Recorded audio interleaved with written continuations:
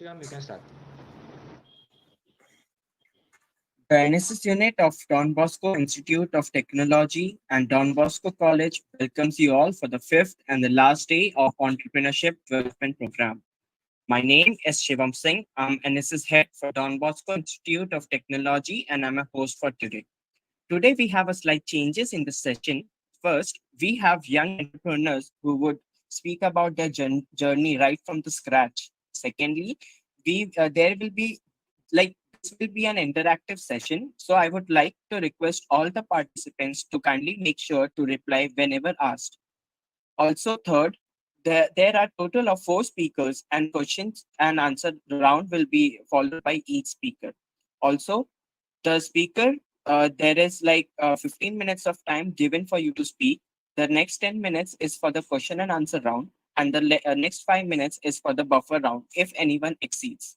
So, starting off today, our very first speaker is Mr. Arvind Nargire.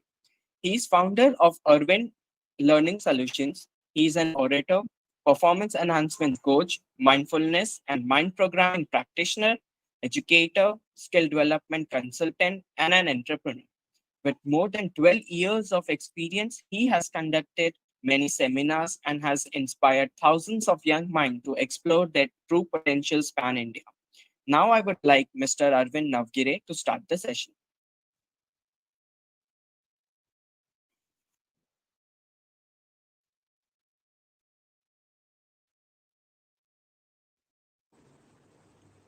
Arvind sir, your mic is off. Please kindly turn on the mic. Yeah, good evening. Am I audible properly? Yes, sir, you are. Okay. So, good evening, all. My name is Arvind, and today I'm going to share my experience about the entrepreneurship. Uh, Concerned with my journey, I have started my organization named as Arvind Learning Solution, and my core industry is training and development. Basically, for last 12 years, I have worked as a soft skill trainer. And after that, I decided that I will start my own training firm. So right now I do run two businesses. That is, one is soft skill training, so that is under the name of Arvind Learning Solution, and second one is that is into animation and VFX training. For that I have taken franchisee of Arena Animation, and right now in Pune city I am running my these two business. Number one, as I said, Arvind Learning Solution. Number two, Arena Animation. So, concerned with entrepreneurship, few points that I will share it with you. Qualities or traits of entrepreneurs. If you are willing to be an entrepreneur, अगर आपको एक businessman बनना है, आपको खुद का business start करना है, तो किस तरीके से आप ये बिजनेस स्टार्ट कर सकते हो, तो उसके बारे में क्या क्वालिटीज एक business as a business person आप में होनी चाहिए, तो उसके बारे में मैं आपसे बात करूंगा। इन बिटवीन कहीं पे भी आपको अगर ऐसा लगे कि कुछ क्वेश्चन पूछना जरूरी है, तो चैट विंडो में आप वो टाइप कर सकते हैं। I will definitely answer that particular question. Basically whenever you want to learn something, when you want to be something, suppose आपको एक म्यूजिशियन बनना है, तो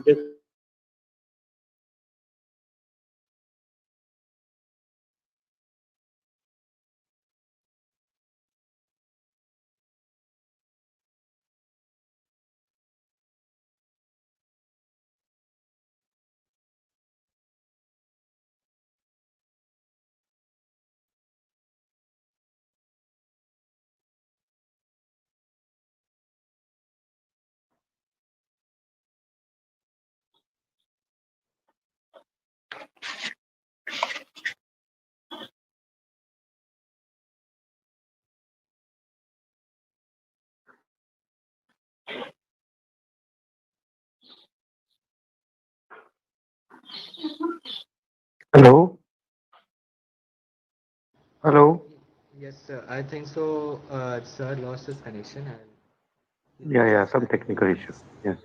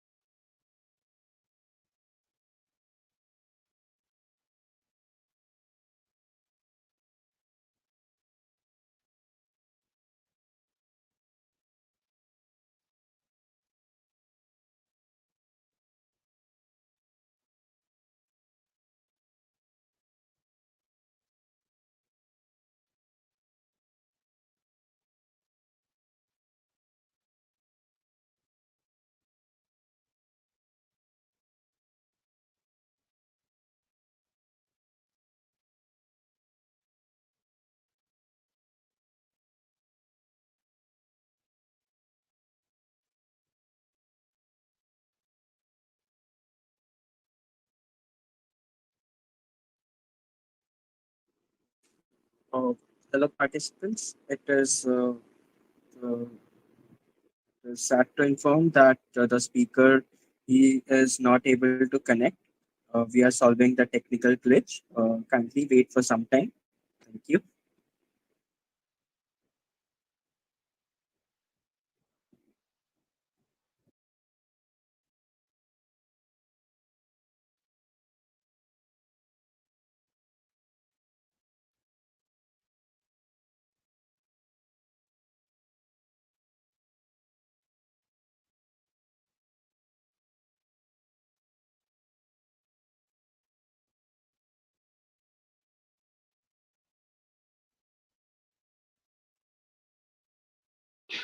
Hello. Hello. You may Yes, speak. sir. Yes, sir. Yes, sir. Yeah. Uh, Arvind sir is by. No, sir, not Arvind sir. presently connected.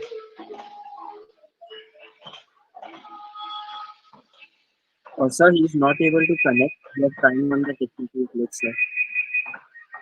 Okay.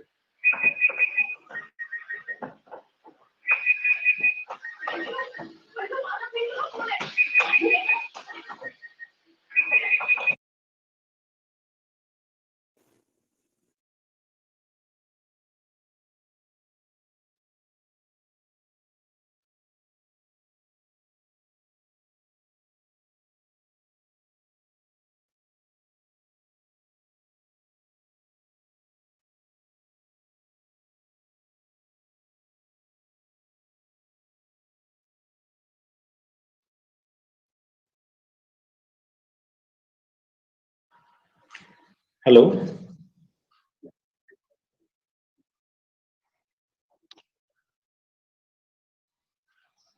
Am I audible properly? Actually, I'm hearing your voice more clear. So let's begin with this particular part that if you want to become an entrepreneur, which qualities you need to have. So these points we are going to discuss in this particular webinar. Then what drives an entrepreneur, and finally, what traits are matching with you. So please move to the next slide. Yeah. Here, these are a few basic questions that we need to ask ourselves to check our entrepreneurship ability. The first question is there, are you part of any successful solution? Right now in your life, whatever life you have survived on this earth right now, here, anywhere, you are the part of any particular solution that might be at your home, that might be in your friend circle, that might be anywhere in society. So if you are part of solution for certain problems, then you do have qualities to become an entrepreneur. Point number two, have you done something innovative, creative in your life successfully? That successfully point is most important because if you have done something and that is a part of success, then you deserve to be an entrepreneur. Next important point is that have you done any successful leadership for any team? Now here again, it can be a sports team, it can be a team in any technical competition. Anywhere, have you shown any kind of leadership? Have you taken initiatives for doing something great? So there you do find, yes, if you have done leadership, then definitely you do have quality of entrepreneur. Next point, that is, have you handled rejection successfully? See, always we are with positive mindset, we are with great confidence in ourselves to do a business. But in business, always you will win. That kind of situation will not happen. Sometimes it does happen that we are facing rejections. People are saying that we are not interested in your service. We are not interested in your product. We are not comfortable with your price. We are not comfortable with your brand. At that moment, how you handle that rejection, that is most important. So you need to have that habit of rejections. I hope you people do go through such kind of rejections in life. It might be from friends, it might be from any relationship. So how do you tackle with that particular rejection? If you tackle properly that rejection and then solve that particular matter, it might be on a positive note, win-win situation. It may be at your side or their side, but you need to have that mental balance of handling your rejections. So that is the quality of an entrepreneur. Next important point, have you convinced someone to change his or her opinion successfully? If you are able to do it, it means that you are a good communicator. You are good at presentation skill. You are good at comprehension skill. So this is the quality required in an entrepreneur. Next important point is, have you done any kind of dare successfully in your life? Now, all those questions which you are looking on screen, in all those questions, you do find one common word, and that is successfully. So if you have done these things successfully, not all things, if either you have faced at least two, three major qualities, then definitely you do have that particular gut to become an entrepreneur. Entrepreneur is a person who take risks, who accept challenges, and give an innovative, creative shape to the society. So entrepreneurship is a part of mostly your mindset. Do you have that particular mindset to become an entrepreneur? Then these qualities must have in you. Number one, you need to be a part of solution. Number two, you need to be innovative, creative. Number three, you need to have leadership qualities. Means you need to take initiative. Leadership, it doesn't mean that you need to be in from a political field or you have to be a captain of something. No, leadership means if you have taken initiative somewhere, then definitely you do have that particular quality. Have you handled rejections, as I said? So handling people, that particular quality you need to have, and convincing someone with your words, with your communication, with your action, with your expressions. So these qualities you need to have to become an entrepreneur. Next important point, that is, as I said, that you need to do daring in life to take something creative, something innovative, which is good for society, where you are convinced, yes, I can do it. So in this particular manner, you need to have this entrepreneurship attitude in you. So these are the qualities. Ask this question to yourself, check it out, that how many answers you can write down, and then check it out, what is your potential to become an entrepreneur. Because these are the qualities every day an entrepreneur do follow, because every day I do get rejection. Every day I have to convince someone. Every day I have to change their opinion. So this is the very regular work of an entrepreneur. Okay. Now, in next slide, you are going to understand that what drives an entrepreneur. So I request please move to the next slide. In next slide, you are going to understand what drives to the entrepreneur. If you want to become an entrepreneur, what makes you an entrepreneur? So entrepreneur thinks that it is not my work, it is my passion. Whatever you do, whatever you earn, and you want to become an entrepreneur, at that moment, it is not only work for you, it becomes your passion. When it becomes your passion, you are giving your 100%, and then you can become a successful entrepreneur. So this is one important aspect to become an entrepreneur. Next important part, which we are going to discuss, and that is, these are the qualities which I'm going to discuss with you. This is the main slide of this particular presentation. If you want, you can take screenshot of this particular slide, because this is the most important part, because it will tell that what are the proven traits of an entrepreneur. If you are an entrepreneur, this definitely a theory. This is studied through 19th century, 20th century, and 21st century's entrepreneurs. This is the study, and then this particular module has been designed, named as complex process model of entrepreneurship. So there, these are the qualities, traits of any entrepreneur should have, which kind of personality that person is supposed to have, which kind of human capital that person required, active performances where we do require as an entrepreneur, and environment, which kind of environment that person is supposed to be in. So if we are good with this particular personality traits, then we are eligible to become an entrepreneur. So in this way, these are the points. Few points I will read it out for you, and few I will explain. The rest are, I think, very well explanatory by their words. So I hope all those words are very easy, simple, that definitely you can understand. The first point, need of achievement. Need of achievement, it suggests that always there should be some kind of ambition. I want to do it. I need to do it. I need to achieve it. If this is your attitude, then you are going to become an entrepreneur, because entrepreneur means following targets, achieving targets. So these particular quality you should have in you. Okay, locus of control. Locus of control means control on your emotions. I am getting very angry or I am very shy. These kind of person at extreme level will not work in business. For that, you require a balanced personality, and for that, you require good control. If you are getting angry, that's fine, but it must be in a control. If you are feeling shyness or fear, but that is also need to be in control, and you need to manage that particular feeling. Next point is that self-efficacy means self-esteem, my expertise. I need to be expert in certain areas which business I am going to do.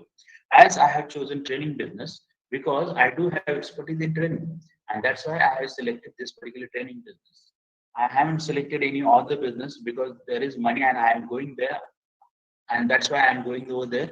I haven't done in my life because when we want to do business, we need to select that kind of business where we do have efficacy and our confidence in that particular business. Innovativeness, always whatever you will come with service or product, there should be something new with added value. If the same product is you are going to come with, then people will say, why should I buy from you? I should not go to the old brand, which is established brand. Okay. Next point is that risk attitude. You need to take calculated risks as an entrepreneur. Openness to listen ideas of your teammates, of your customer, of your competitors also, and then need to modify your product.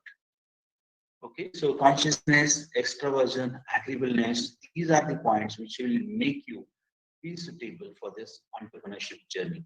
Then agreeableness means you need to be agree to certain points, because see, when you do have vision that I want to start my business, but in your teammate, your employee may have some different opinion. So you need to be agree with them at certain points. If your customer has certain different demand, then you need to be agree with their points. Neuroticism means here you have to understand how you can plan in a program manner your business. So this planning is a part of your business, and that you need to follow religiously, very rigorously. Then human capital, for that you require constant education, because becoming an entrepreneur, you are delivering something, but every day you are learning something, certain skills. Because for example, when I have started my business, initially I was not aware of digital marketing. After 6 months, I realized that in today's world, I need to be there in front of people. Then print media will not help me that much. Media will be so much costly for me. And so I have chosen digital media marketing. So I have learned, I have hired people, and then I started my digital marketing. So in this way, I have learned because I need to have knowledge that how this particular marketing strategy will be there. So I took education. So a person who is entrepreneur, he must be always a student who is learning something new. Okay. Then you need to take experience of various things while you are doing any particular business. If suppose you want to do a business, because I'm in training business, because I do have 12 years of experience in training. That's why I'm in training. Suppose you want to start a business of clothing, if you want to start a business of a restaurant, then you must work in that industry for a few days, because that real-time experience will create a good entrepreneur out of. Otherwise, there is information on Google, there is information from some person, you can go and listen to that person and get that information. But that information is that person's experience, not your experience. So I will suggest that if you want to enter into any industry, that can be a service industry or that can be a manufacturing industry or IT industry, experience, observation, these are the skills which an entrepreneur need to adapt. Next point, mental ability, knowledge. So mental ability is dealing with learning part again, that what you are learning from one particular field. If you are in one particular field, then you need to be ambitious that I will be expert in that field. If you have a restaurant, then you need to have this particular confidence in you that in my restaurant, whatever dishes I am going to make or provide to my customer, that is going to be the best around the world. That confidence should be there in you, and that efforts you need to take. Okay, because if I want to start certain things, if suppose I want to start a restaurant and there is one particular dish that I want to serve to my customer, then what is basic and best quality of that particular product or that particular service? And there you need to have your mastery. So try to be expert in whatever field you are. You are in IT field, you are in mechanical field, you are in technical field, you are in non-technical field. Whatever you are going to choose for your business, you should have good mastery in that particular business. And if you are not master in that particular business, enter into that business, learn from someone else. There are training organizations, there are online organizations, and you need to achieve that particular mastery. Next important points, which are, I think you can read it and you can understand very properly because of time limit. I can't go through all this. I hope you have taken screenshot of it. But a few important points, staff that I will explain it to you. First thing is their active task strategy. So every day, every month, and every year, there should be a financial year plan. Okay, suppose April to March, how you are going to deal with your business. Let's say with my business, I will share with you that in first year when I have started my business 3 years back, and right now just on this 15th August I will complete my 3 years in business. So first point, the first year I have made a business of 5 lakhs. Okay, I have invested 30 lakhs in my business and I have earned 5 lakhs. But in 5 lakhs, definitely this is the turnover, this is not profit. Okay, so definitely there was tension that only 5 lakhs I have earned. I have invested 30 lakhs. Now, what will be the next? Next year, I have earned 28 lakhs. That is, again, I'm saying annual turnover. And in last year, I have earned 34 lakhs. So, in this way, the business growth does happen. Immediately, I have started business and I will earn crores of rupees. That is only dream.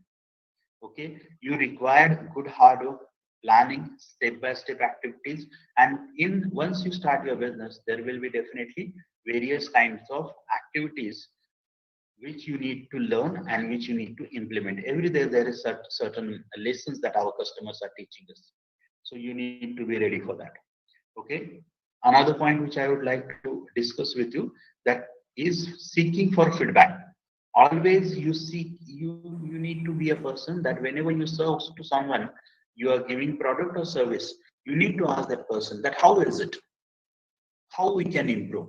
So definitely there is a scope of improvement that you will get. So in this particular manner, seeking for feedback, that is the most important part. And the most important points from these particular active performances, one more point I would like to discuss with you, that is related with active approach to mistakes. Okay, you need to understand that yes, that was my fault, I haven't done something or I have done it in wrong manner, and then you need to modify yourself. Okay, because I have also done several mistakes in my business concerning Sorry team to interrupt. management, concerning the appointment of Sorry to people. interrupt. But right now I have realized it and I'm working on it. So in this way, I have taken efforts for it. Last point, that is concerned with Mr. environment. Speaker, sorry Environment to interrupt. is what is surrounding you in Uh, your so, lifestyle. Okay. Most of the sorry. people, great thinkers, are telling that. Tell me about your friends, and I will tell you about your future. Okay, so choose your friends properly, choose your environment properly, connect where entrepreneurs are there, connect where experienced entrepreneurs are there, and if you are willing to enter into one particular industry, then select your friends from this industry, those who are already there and performing well. So in this way, your network must be. Then you should be a dynamic personality, a good person who is taking fast decisions, quick decisions. Who can take quick decision? Who is Mr. without any Speaker, kind of sorry to interrupt. confusion. So all these particular points, you need to have a clear thinking. You need to have Hello. habit of writing your points, views online, otherwise on any particular diary. So you need to write down your thoughts downwards anywhere, means it can be online, otherwise on any diary, and definitely you can learn from your own mistakes. So in this way, you need to have expertise of that particular industry, experience of that particular industry, and that particular attitude. Yes, I want to bring change in society. Then you can become a good and successful entrepreneur. So these are the points which I would like to share with you, which I have brought. And I know that it is very limited time, but in this limited time, I tried to answer most of the points which I have covered. Now, I will request all of you if there are any questions. I am ready to answer it. Over to you all, guys. And welcome to the field of struggle and success because entrepreneurship is not a smooth way. There is always struggle, and then only you will get success. Any questions from audience you can ask, or you can type in chat box. Is there any All question? volunteers are requested to kindly ask the question. There is last 3 minutes of the first speaker left. Excuse me, sir. Actually, I'm not getting any voice. Melville, go Hello. on. Hello. Yes, Mr. Arvind. Can you hear me? Okay, give me a second. I will check at my level. You can drop down the comment on the chat box.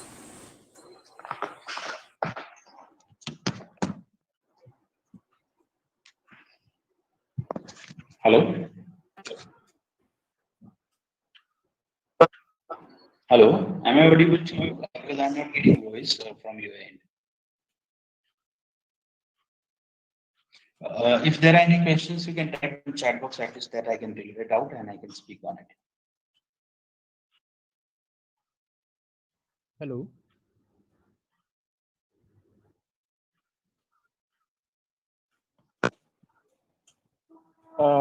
Thank you, Mr. Arvind Navgire. I guess there's no questions from the participant side.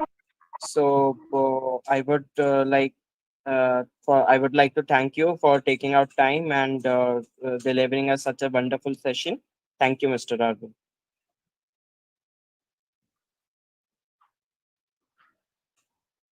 Varun.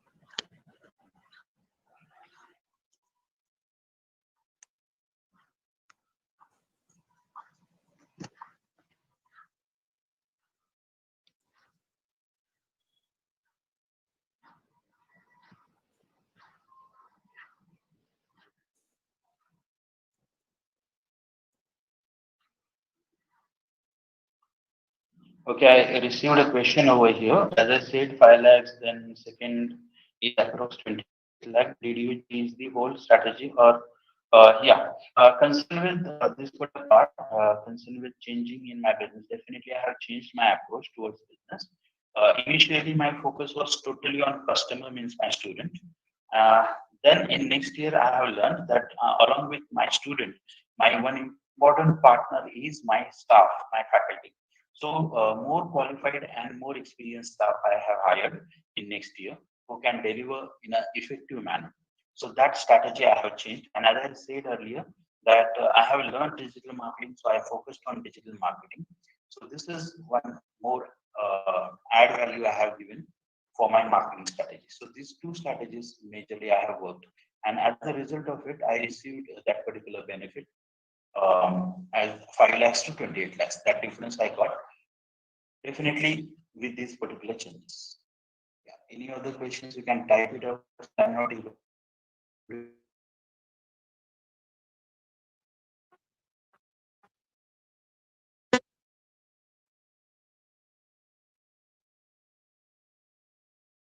hear your voice.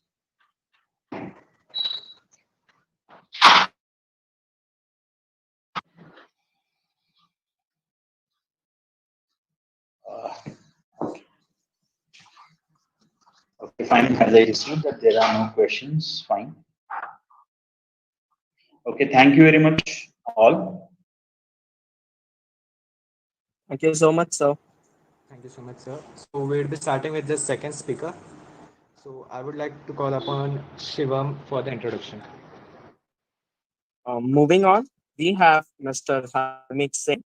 Harmit Singh is the COO of Zaya Learning Labs in India.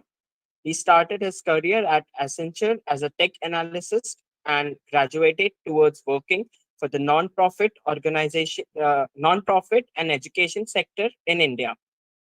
Harmik also consults with various education and technology-based non-profits in India and Liberia over the last 5 years to provide strategic direction, product development, and people operations.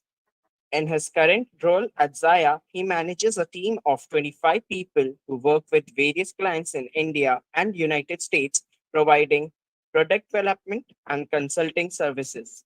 Zoya has won awards from DBS Bank and Microsoft for their innovative offline learning programs and solutions that are aimed at reaching the last mile learner and improving the access to technology for learning. Now I would like Mr. Hamik to start his session. Over to you, sir. Thank you, Shivam. Hi, everyone. Good evening.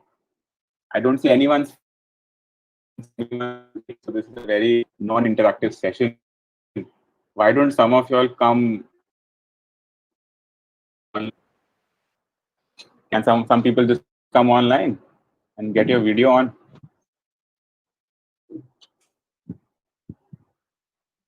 All participants are requested to kindly switch on the video, including the technical team. Thank you.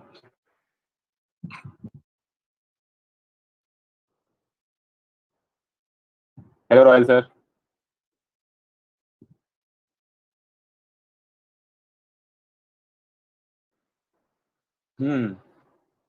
All right. Some people. Everyone slowly. That's good.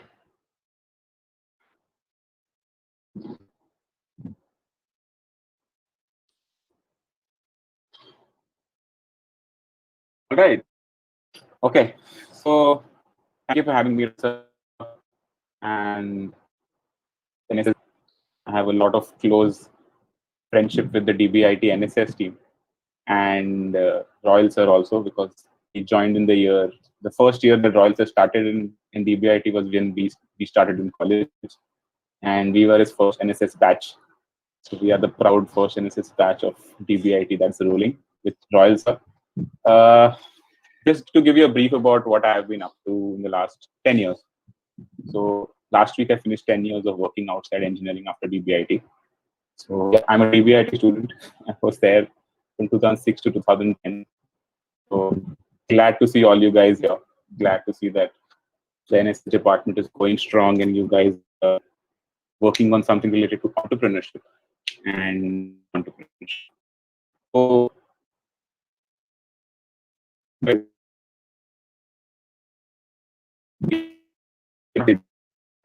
videos on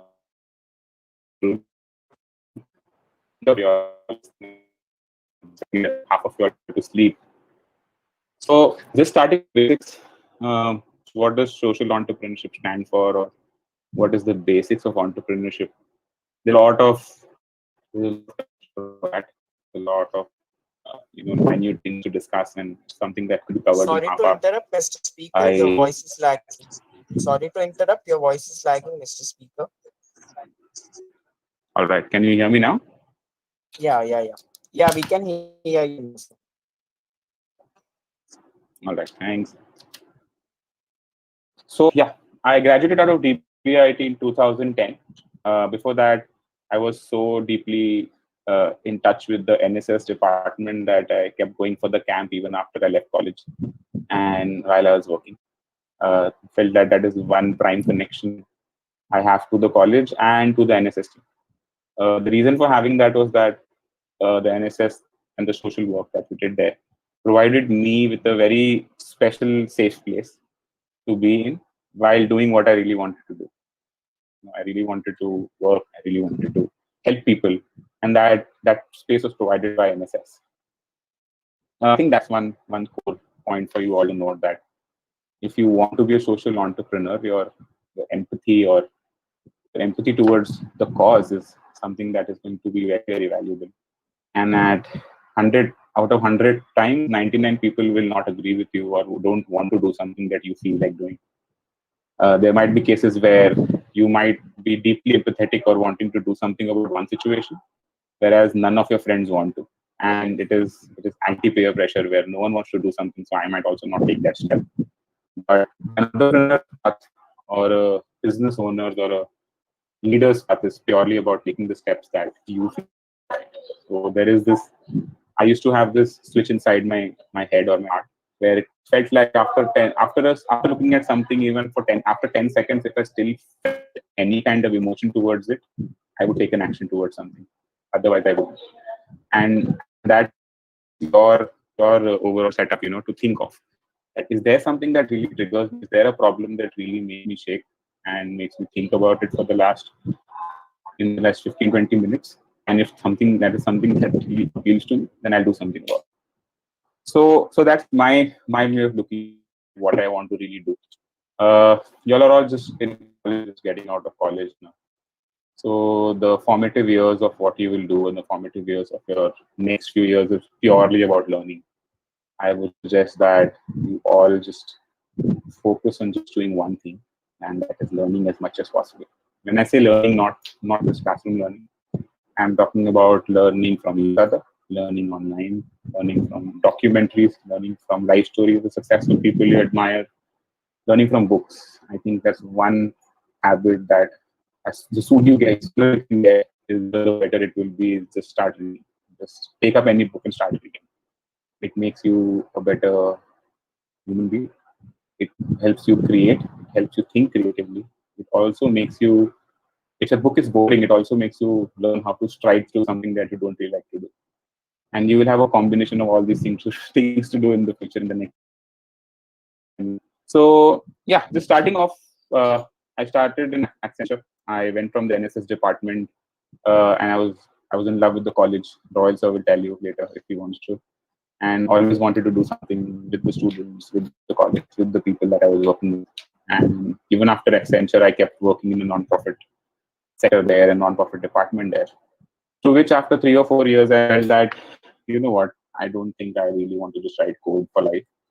I don't really want to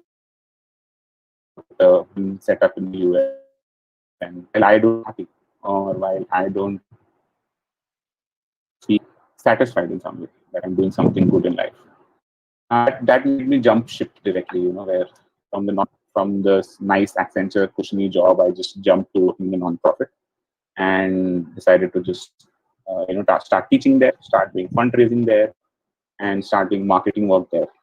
Just helping a non-profit out and learning from the different life. Because potentially like just going to the zero and taking away the 3 4 years that I had and just starting from bottom, which I did. My salary got cut to 1/3 of what it was because it's can't pay you that well, and it's something that most people will advise you not to do.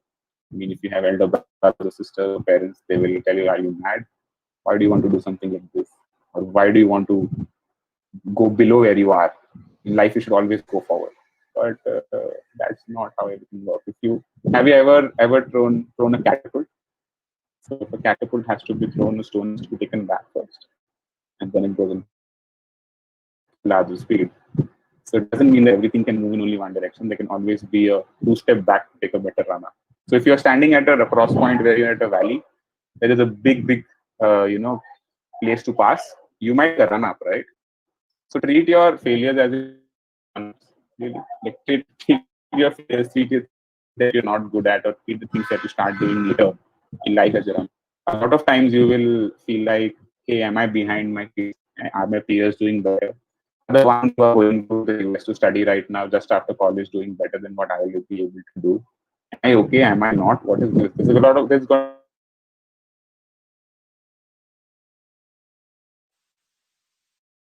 so the only thing that you get from life, from people, and from your superiors who will be at work where you guys get into or wherever you work is going to be very, very, very golden work. They have seen more things than you, and even if they don't completely agree with you, even if I don't completely align with what you want to do, there's at least going to be 10 or 15 or 20% alignment, right? So I started off with the non-profit department and started working there, into other non-profits, started doing work there. And the first non-profit which really, really made me question my life it made me question everything. After 5 years of working, I'm at a place where I don't feel happy at all.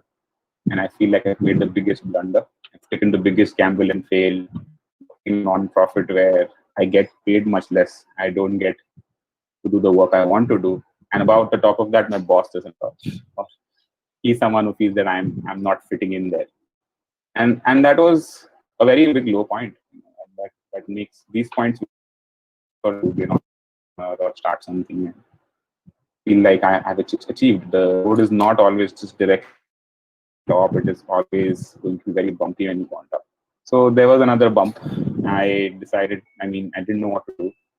I was very confused. I was really depressed about this. This is in 2006, 2005. Sorry, 2015, sorry. 2015, 5 years ago. And then what happened was that I took another chance. I was like, let's look at another non-profit. Let's work somewhere else and see what happens.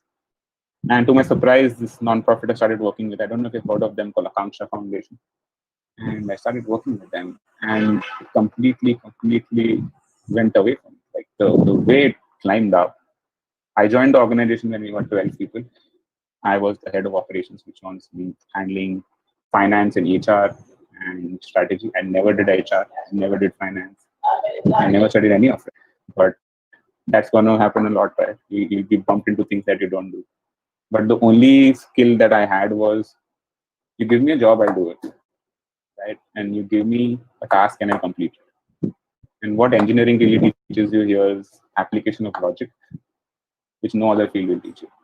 And that applies everywhere. And hence proved by this logic that engineers can go into any sector and do well. And that worked. Right? Like in the first year, we were 12 employees. And by the third year I left from there, we were 65 employees. I was replaced by 9 people in total by the time I left, with me being the single point of HR, marketing, finance, and all operations, to having one operations manager, to having 2 HR people, 3 finance people, 1 fundraising person, because that is how fast an organization grew, and that's the mix of success.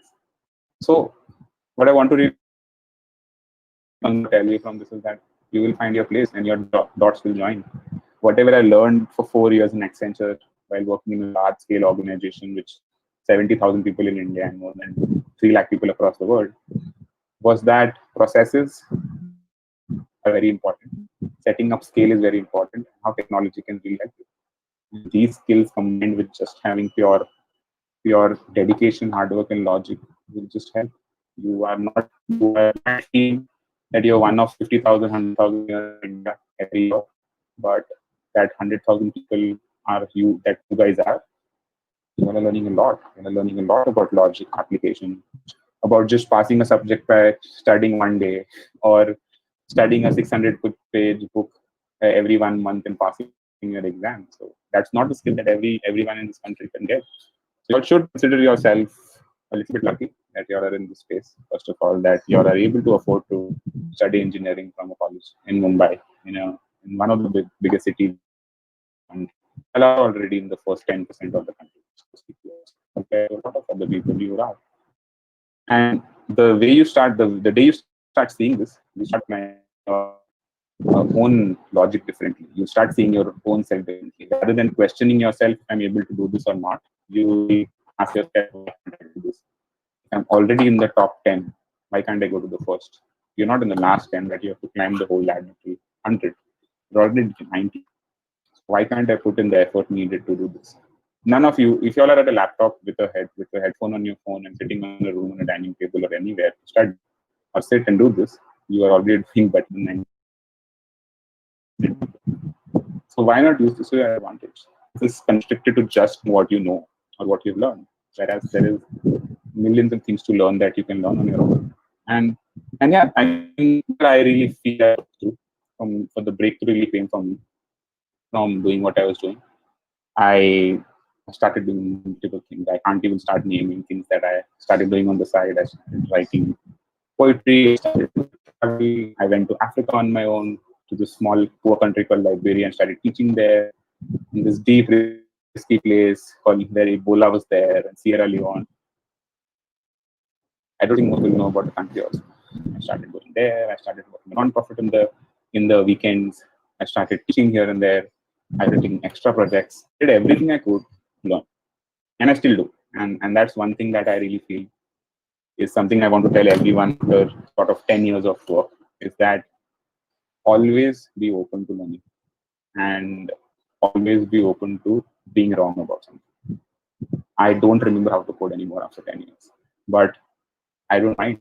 I will tell any developer who just we've just hired from DBIT also that, hey, I don't know how to do this. So why don't you do it? Or tell me how to do it. And this I really saw as a big change that I saw in myself after engineering now.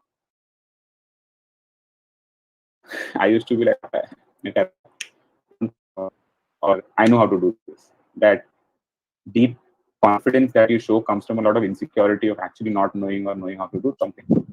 So it really starts that way for you. It really starts with that basics that, hey, uh, I don't know, and just accept for yourself first. If you don't know, and tell yourself, hey, I don't know, and it is okay. The day you start thinking of it this way, that hey, it's okay to not know this, you'll start learning it and you start making progress. And people around you will start teaching you on your own. You'll see the good of people when they see the day actually does it. Then whatever is done is basically just your skill to learn something. If you have that skill, then I don't think you can really stop you. So 2018 is when I moved to this organization called Zaya. That's where I am right now. I'm the CEO there, and it's an exciting place to be. We do things in technology and education. So my experience that has been in both with Accenture in technology and the non-profit sector with education is coming forth here.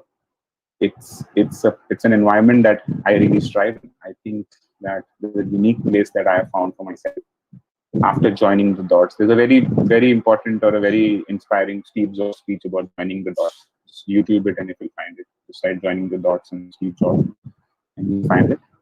That yeah, that will tell you that you can join your dots anywhere. So just go out of this and finish engineering and get your job where you're getting it. If you're not getting it, great. Just go and start doing something that you really wanted to do. And I say really 5 times because that's how bad you really want it. Because if it's just something you want to do, you will stop even half. But if you really want to teach or really want to help people, then go and find the way. I don't think at this point I want to really tell you all about what are the different non-profit sector jobs and that I can take 3 hours session or it, or what are the lines to take anything of that sort. But if any of y'all really want to know anything of this sort, then I'll be happy to answer any questions anytime. I think I even told Roy sir that any of these students, if they want to do an internship with me at Zaya and with us sort of, I'm happy to take a few people on board and happy to train you all. I'm happy to help you all for the next 1 year.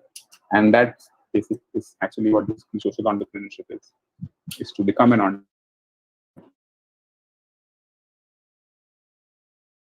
That's how you create more change, right? The cascading effect of change is only when you start off with creating more people to do the change. You can't reach 100 people in 1 day, but 10 people can, because everyone will have to only go to 10 people more.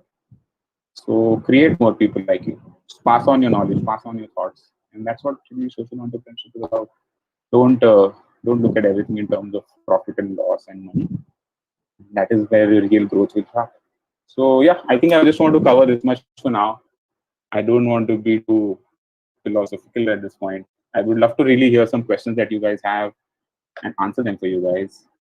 So good.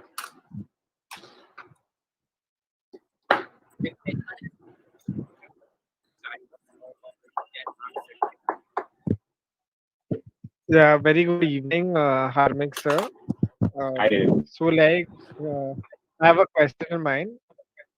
So now we are not engineering students, me and a few others. We are from BMS background. So, like early last month or something, we started our own startup. Started our own startup. So, we work in marketing and sales for small businesses.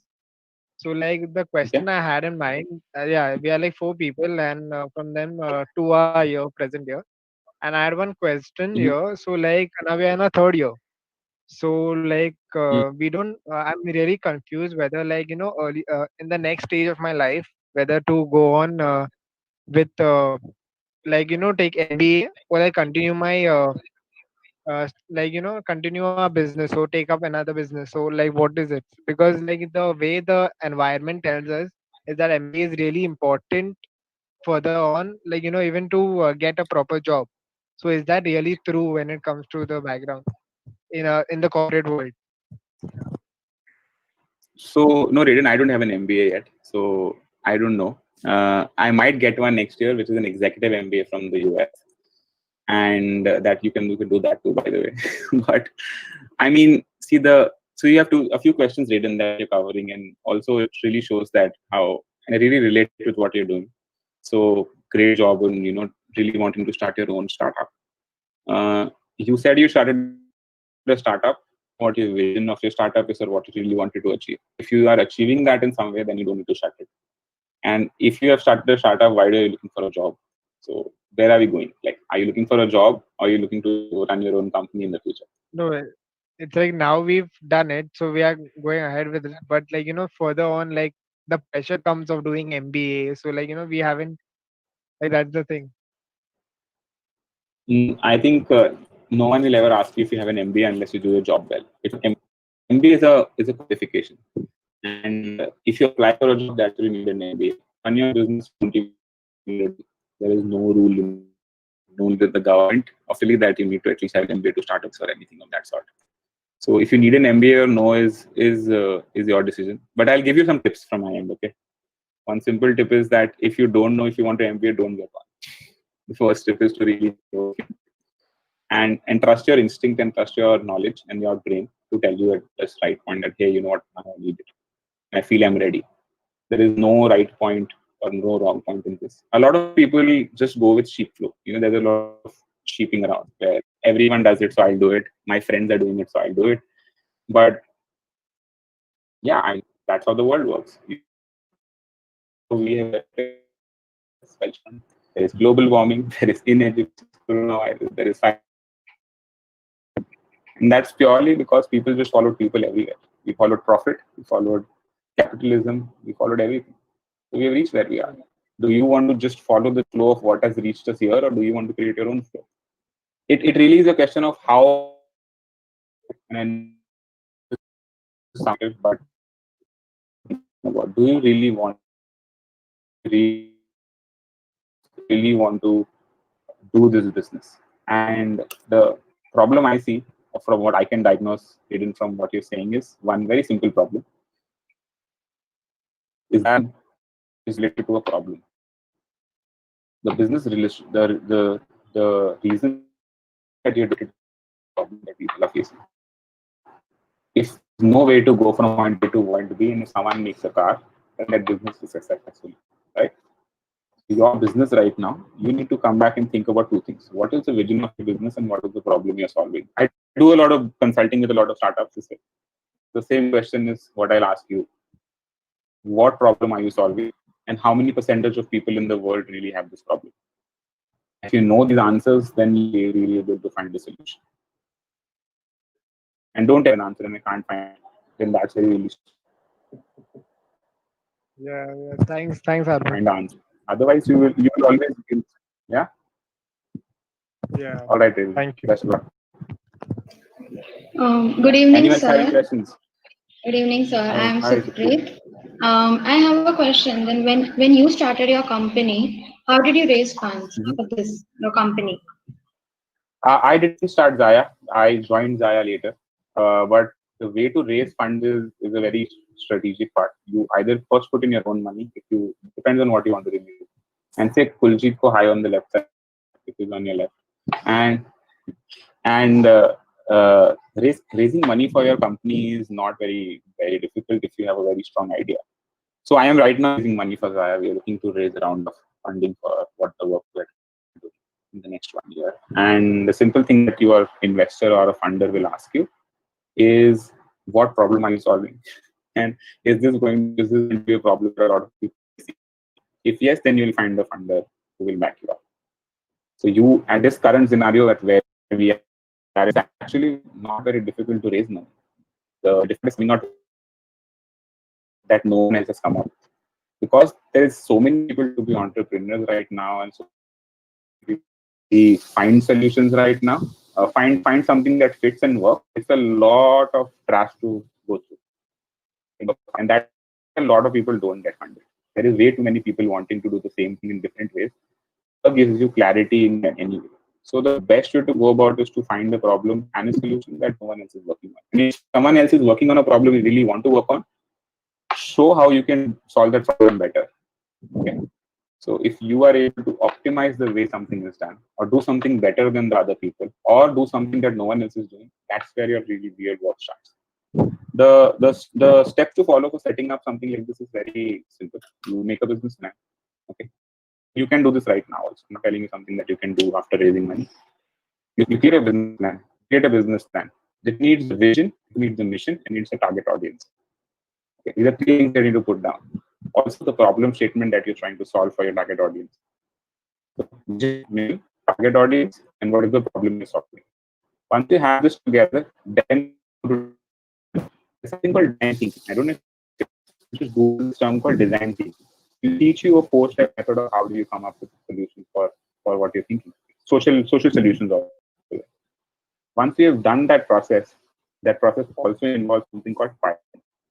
How do you take your solution in the most crude form and test it with a bunch of people?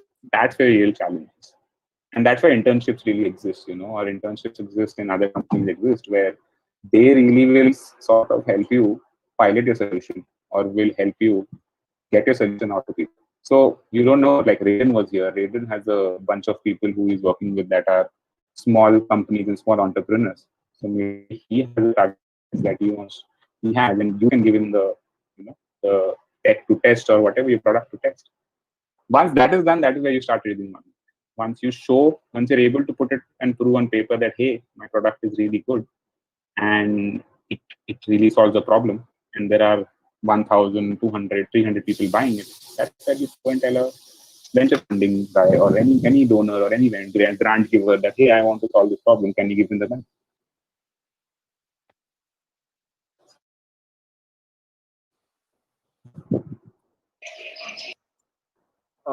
I guess all the questions are answered by Mr. Speaker. I would like to thank Mr. Harmik Singh for his so nice speech and all the session he took. Thank you, sir. Thanks, Uh, guys. Okay, I Next just up, wanted to tell Bye. one thing. As Harmik sir said, he is ready to take some students for the internship. If anybody is interested to join him, you can text me directly, or you can ask. I'll request Harmik sir to share his number. So if anybody is interested to learn about this technique and work with the internship, so he can give you additional information, knowledge about your business and startup. Yeah, thank you, Harmik. So, Thank you for your time. yes, thank you, also. I'm putting down my email here. Just reach out to me, and I'm very responsive on them.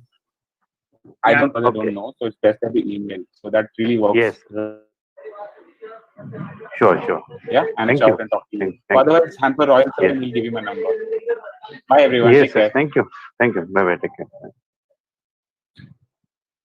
moving on. Next up is Mr. Astad Kohinoor. He is a young entrepreneur, an engineer, an innovator, and founder of Zandreen Lab. I would like Mr. Astad to start his session. Over to you, sir. Hi guys, a very good evening to one and all. I'm Ashtar Koinur and thanks for the intro. So I'm the founder of Xandarine Technologies. We are a company which are creating wearable products. So we're actually redefining wearable products. And I'd like to speak a little about my journey of how this started, the journey of making and developing products. So ever since I was in school, I always was interested in, breaking things apart, and who isn't, we all are curious beings and we always want to know how things work, right? I hope we do. I hope all of us do. So I always used to take things apart and try to make things. So that's when it started, and my journey really began when I joined KJ Somaya, my college, and I was introduced to Riddle, which is a great innovation and incubation lab in the campus itself. And that's when I joined different design thinking courses, and I came across the whole concept of how to build a sustainable startup. Before that, I was into building products which were trending in the market. So you all guys must have known the product which had come out, fidget spinner, or I guess around 4 or 3 years ago. So that was the first product that I had mass manufactured. So I used to build these small products and just try and copy whatever was available in the market. But that was something. So after joining Riddle, that is something that I realized that it's not sustainable. And so fidget spinner was the first product we manufactured and just sold 5,000 pieces as a business, but then it just disappeared. And after that, I came up with more products which were already available in the market. However, after doing the design thinking courses, I tried to build more and more empathy with the customer and who I'm actually trying to sell my products to and what I'm actually trying to make. So before that, you actually need to figure out what the customer exactly needs, right? So that's when I developed a product known as lace bits, and lace bits is actually an easy shoelace enclosure. So it's a simple clip I can show you guys here. This is the product, and this is my first very product and a proper company that I formed, that is Andri Technologies, and selling this product under it and to build an actual brand out of it. So this was the journey that I've been through, like from creating random products which are already available in the market to building empathy through the customer and creating a product that the customer actually wants and building a brand altogether. The scale that I started off at was not something that I'd ever thought of doing. Like we started off by putting our own money. I guess before this, the previous speaker was asked a question that how can we raise funds and investments. So me and my partner Mohammed, so we just started off by putting our own money into the product and manufacturing it. I think that is one of the best ways a founder can get his own skin in the game and try to build the startup. But of course, we required investment too, which we later pitched and raised from other investors from Riddle itself. And so now we are also working on different products. We are into smart fabric, which is actually a color changing fabric, which changes color using a cell phone app. So it's a completely new concept. So from shoe, so the lace is actually a shoelace product. It's under the wearable industry. So we are actually redefining wearables. So from lace bits to the smart fabric, we have created various different products as such, and that is all with the help of design thinking courses and creating empathy and building empathy with the customer that you actually are trying to make the product for. So that's something, that's a little about my startup and myself, how I started the journey. Our plan is to now scale this business. Of course, we have also got a grant from Riddle for our to build our smart fabric product. Um, and we are planning to launch the smart fabric by next year. Uh, yeah. So I guess my only thing to young entrepreneurs would be that try to build empathy, work on design thinking skills, and do not fear failure. I'd say better an oopsie than a what if, you know.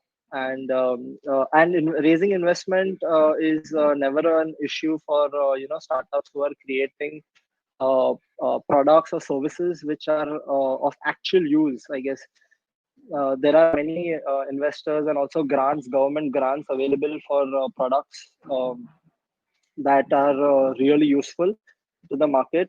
Either they are a problem solver or a fun product, be it anything. If you've built enough empathy with the customer, then I think you shouldn't have a problem raising funds, and if you have a solid market plan. So yeah, I guess my suggestion to all the young entrepreneurs would be just you guys should go for put in your own money if so. If you feel that if this does not, if this does not work, it's always never a mistake. It's always a lesson. So yeah. Any questions?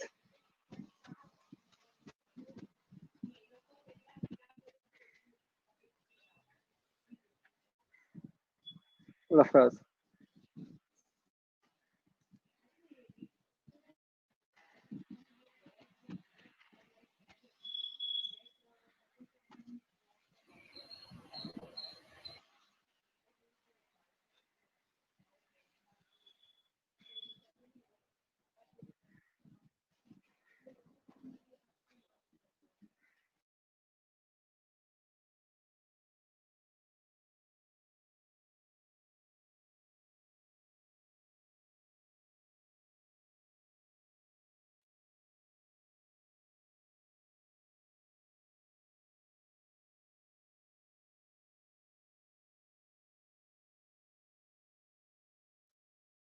Yeah, I have one question for the speaker. Can I ask? Hello? Yeah. See now, Mr. Koinur is talking about the design thinking process. I remember 2 years back, I attended one program, 2 days program on design thinking. So can you just talk more about this design thinking process, because it is important for any startup or any entrepreneur. First go through the design thinking process. It a brainstorming process and everything. So can you just explain what is this design thinking process and how it is building your Sure. own image and then concept and everything, please? Sure. So the design thinking session that I had attended was a session by Startup School India at Riddle itself. And essentially, design thinking starts with the basic thing, finding a problem. So once you find a problem, only then is that you can find the solution for it. So I guess there's a saying that you can spend hours finding the problem, and once you have found that problem, the finding the solution is just a matter of minutes. It shouldn't take you more time once you've understood the problem. So the very most important thing is that you find the problem, the person, or the people that are facing, and you build empathy with them. Once you build empathy and you have understood the problem well, then only then you can find the solution, either be it a service or a product, to solve that kind of problem. And of course, prototyping is a very important thing. You can prototype a service, an app, a software, or a product, and you keep improving the prototype. So that would be the entire journey, from finding the problem to building empathy and finding the solution, then creating a prototype of that solution, showing it to the customers, and getting feedback. So feedback is very important. It's like either you demo or die. So that's what it's like. And getting feedback and changing your prototype as and when required, to adapt and get the right solution for the problem that the customer is facing.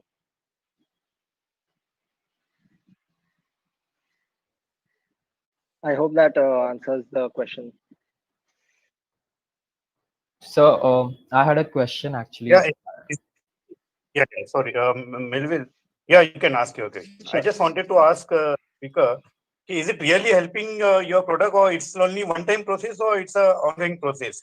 Every time, whenever you are thinking about your product, whenever you are thinking about your changing your strategy and all, that time it is really helping you this design thinking process and then whatever you have attended. Yes, of Because course. So people says like, yeah, yeah, sorry, yeah, continue. yeah. No, people are thinking it's like a one-time process. If you attend design thinking process, you will get your idea about your business, and then you can start, and then no need to think about more. Because as per my knowledge, business requirement, whatever product requirement is always changing as per the customer. So Right. this is, I think, really important. So you can also suggest, I can also suggest, if you are thinking about next program, design thinking could be another activity Right. for all the participants. So if design thinking is, of course, it's not a one time process. It comes in every part of the business, no matter at what level you are. Because if design thinking stops, then your scalability will stop. Like, if you want to scale and if you want to make better, if you want to make your product or service better and better, you'll always have to, you know get to the core of the problem of the customer and try to uh, build and make your product better and better. So I guess design thinking is not just a one time process. It's an entire, it's the skeleton of the entire business, and it's a part of the entire process.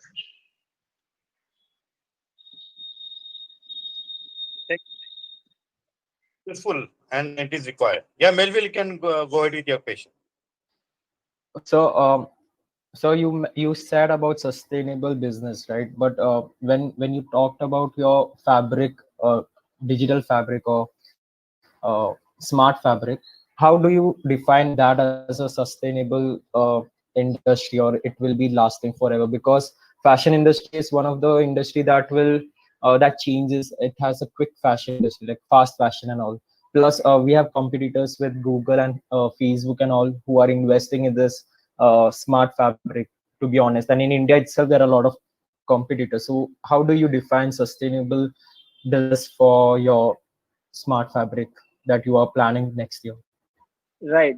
So the smart fabric is actually, I'll just tell you a little more about what it exactly is. It's not exactly just for, wearables or clothing. I'm building a platform, as in the fabric is like the raw fabric, right? So you can cast it into any product, be it wearables or even home decor, or be it for military purposes, right? So there are different aspects to the product, and it's not a finished product. It's the raw material. It's the raw fabric, which is, which can go into, which can fit into any industry, and you can convert any product into a color changing one. And this is something which hasn't been done by now at the scale that I'm looking at. As in, you do not see people wearing clothes, or any product as such has not come in the market yet, which can change its color and appearance. So this is a non-LED fabric. I'll just tell you that. So it's not like those LED fabrics which are available, those LED t-shirts. This is a non-LED fabric, and it actually changes color. And I have identified certain different sectors, like fashion is of course one of them, but another one would be military, which is of course a far-fetched thing to do, because there are many uh, constraints for that industry. But military is one use where, the camouflage vests that they wear could also be made out of this, using the same technology that I'm developing. So that is one thing. And of course, as you said, how can I define a sustainable business? It would be, if you can adapt to the needs of the customer. I think you can always sustain in an ever changing market. So, but sustainable business is something that lasts forever, or maybe at least for 5 to 10 years Right. or more. But when it comes, like, even if you come up with your fabric stuff, like, it, how long do you feel it would be lasted? Because in the end, there will be so many of competitors, and people won't adopt it as soon as possible. Like, it will be so costly, people won't adopt it in the first 3 4 years maybe. Plus, when competitors talk like, how do you handle that pressure, or how should we design or think about or go forward with when all these aspects come together? So right, that's a great question, I guess. And here's the thing about competition. Like, people think of it as some negative kind of a thing. Like, competition is bad. In fact, I see it in a really good way, that competition is good. In fact, first thing, it just proves that, someone else is trying to copy what your idea is, what your original idea is. Someone else is trying to copy. And so that's a good thing. Like, they are trying to copy you instead of you copying them. So which is one thing. And another thing regarding competition is it always helps you grow. So if there is no competition, of course, um, you will be the only one in the market. But if there's competition, you'll always be trying to, sustain yourself at number one, and not try to let the competition. And same for him, the other competition will also be trying to do the same. So I think instead of seeing it in a negative way, that, oh, if there's competition, your business may or may not work, will become difficult for you, but that difficulty will only help you, grow your business and your idea more. That's my take on it, of course. And second thing is that, as I said, design thinking is an ongoing process, and if by using this design thinking process you can adapt to the changing market and to the changing needs of the customer, I think you can build a sustainable service or a product. I hope that answers your question. All right, sir. I'm not sure if that explains what I wanted Okay. actually, but thank you so much for your explanation. If you can elaborate your doubt, maybe that would be helpful. So I'll like if you're saying let's say a product like fabric, let's say for example a product like smart fabric, if you're saying that maybe, let's say it may not last for more than 5 years, right?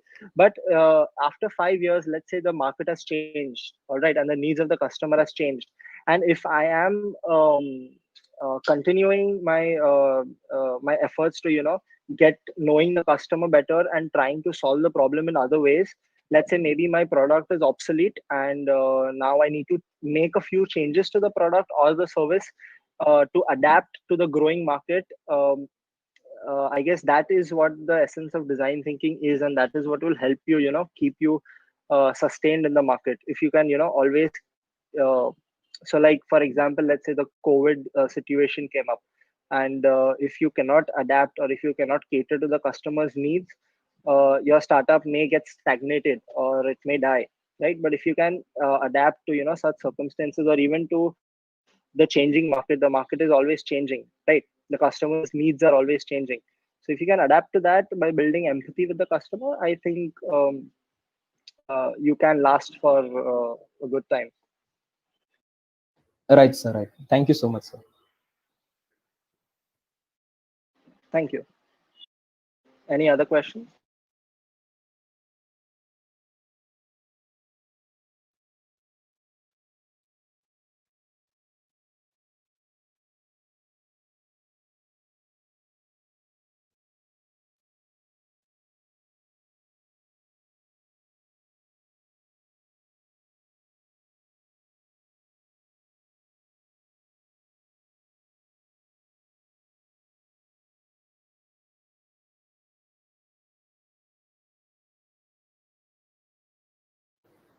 Sir, just to ask one more question to you on for manufacturing or for any of the product to come to the market, there's a lot of investment that takes place, right? So how do you convince an investor to invest in your product or to go forward with your plan or strategy? And how do you, how does the investor gets help from your end? I did not get the last part, but I'll tell you a little about how I went about the entire process. So before building or manufacturing the product at scale, what I essentially have always been doing is building prototypes, and prototypes is something that helps for you yourself get the idea. An idea is imaginary, right? To get that idea into physical form, and it also helps for the customer himself to know the idea, the service, the product better. So once you start building prototypes, you can actually define the boundaries of your business and your product better, and that is what can get you the confidence that this product is work. And if you are confident, I feel you can convince um, the investor itself himself that the product will, or the product or the service will work out. And so one thing is that I have actually sold prototypes. So I've actually 3D printed products before mass manufacturing them. I've actually 3D printed them, or fabricated them through different processes and sold that product myself to test the validity in the market. So that is one thing. Another thing, there are certain models which cannot be tested out just by building. I mean, you cannot actually, let's say for example, Ola, Uber. There are ways to test it, but there are certain models which would be really difficult to test them out. So you can have different um, ways to interact with the customer. the customer different. You can set up a small business maybe, just to test out the model itself, and then maybe approach an investor, so that once you are certain that and you are confident about what you are building and that this is solving the needs of the customer, then I think raising investment or grants shouldn't be a problem. Thank you, sir. Can you repeat the last part, as in what was the So how do like if investor like ask you, like how does their payment works, how does they get repayment out of your business, how many years will it take, how does that guarantee, or how does you guarantee them about the payment as a business entrepreneur? right? Actually, till now, I'm also an early startup, and I have only got an investment through equity. So we have raised funds and in exchange of equity, and so that is when we scale our business and we raise the next AB rounds of investment. They can shell out their equity and sell their equity and get their money back 5x or 10x, whatever the valuation is at that time. How you can convince how you can be convincing is, one way is that you are certain you can sell your vision to the investor, right? So that is one very important thing, that you need to sell your vision, and uh, your vision, in the sense your projection and your idea. If you are confident, only then I guess it's possible for you to sell your vision to an investor, or even to a customer, for say, who are actually your stakeholders. And yeah, so your projections, your vision have to be rock solid, and you need to know your numbers well, of course, and you need to know that your product or service is actually solving a real problem. Got it, sir. Thank you so much, sir. Thank you. Are there any other doubts, participants?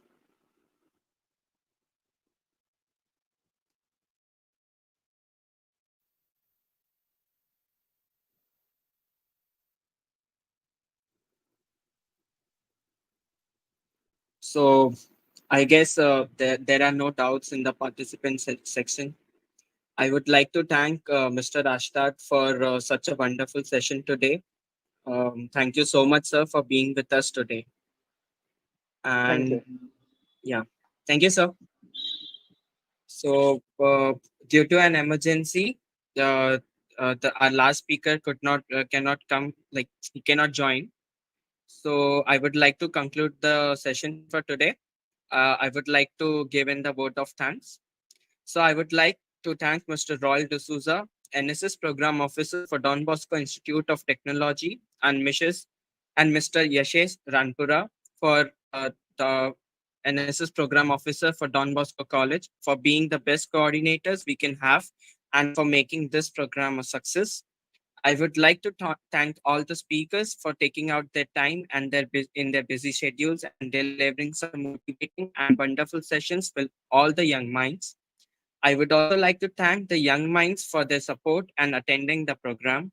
Lastly, I would like to thank the organizing team, the technical team, the publicity team, and for all their help and support. This is Shivam Singh, your host, and signing off. Adios. One second. So before we wind up our program, I just wanted to ask some feedback from the participants. So initially we got 25 confirmed people, and slowly around 20, then 15. So again, I told the organizing team, we are not looking any quantity. We are looking out the quality, and that's why whoever is interested to take a entrepreneurial activities or a startup, so we can definitely help them. Now we have finished first part of our entrepreneurship program, and then very soon we will come up with the follow-up activities, like from all the days speaker talk about the uh, design thinking program, or any specialization program in the marketing or packaging or advertising, networking, building a strategy. So we will definitely call out some of the experts from the field, and then they can share their experiences. Before we wind up our program, I'll request few participants, or if everybody is talking about their feedback, what you have learned, and then whether you like this program or not. And if we as an organizer wants to continue this activity or program, what suggestions you can give us? Definitely, you're going to write your all the suggestions in a feedback form. But if you can talk about the program and all, na, if आपको कुछ अच्छा नहीं लगा, you can also talk about it, so we can get opportunity to improve that. So anyone here wants to talk about it, please share.